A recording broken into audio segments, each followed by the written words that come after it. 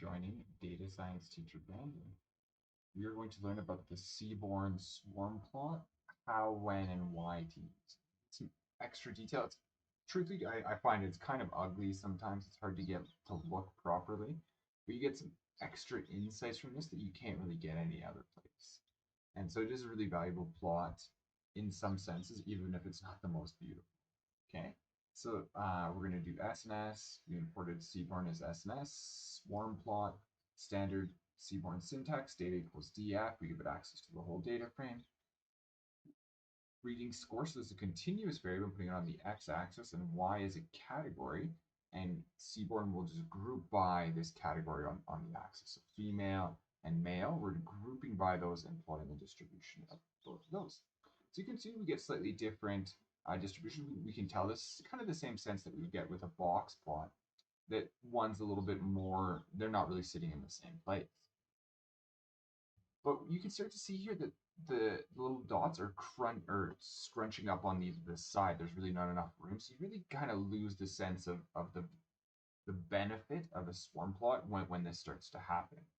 Okay, so what we can do is we can try size 10, see if that helps. Makes it a little bit bigger. I don't know if that's super helpful. And let's make it smaller. So we go size 4. And you can see here, we get a really good texture. You start to see exactly where the data is. And this is really the value. So just highlighting in this graphic right here, where you get a lot of extra value that you could not have really seen with any other, maybe a histogram, but not a box plot or a box plot. It would kind of hide this. So what happens with a box plot, you get your middle box, and then you have a whisker, and then you just have the edge where the data ends.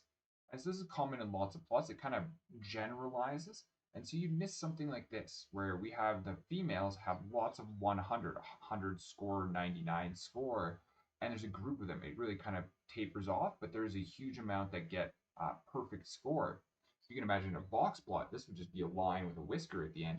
You wouldn't really get a sense that it drops off, and then really there's a grouping at the top here. So this is when you think there can be slight changes in very specific parts, it can be very valuable to use the box plot, or sorry, the swarm plot. Okay, and you can see here that males just kind of taper off, and there's a little bit at the 100% mark, but not so many. Okay, and then another really cool feature is the hue argument, which is awesome in seaborn. One of the main reasons I'd want to use seaborn is when I want to change the color by a category. It's really interesting when you look at a plot like this. You get a little bit extra details and insights that you wouldn't be able to find in a histogram. So if you look here, you can see that group that was bunched up at the top for females. You can also see that the standard lunch or the free lunch, we can see almost all of them, not all of them, but almost all of them had a standard lunch. They didn't have just the free lunch.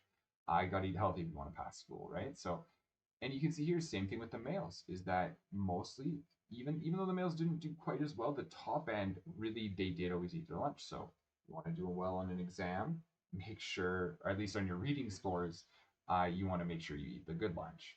And so that's really interesting. You can see here that there is a bulk and there is some spattering of free reduced, but it's not much. And so this is just some of the extra texture understanding that you would not be able to get with anything else but the scatter plot. And it kind of looks like a funky alien. I don't know. It's interesting. Not the most beautiful, but it is really valuable for the insights that you can gather from it. So thank you all for joining me, and I will see you next time. Bye.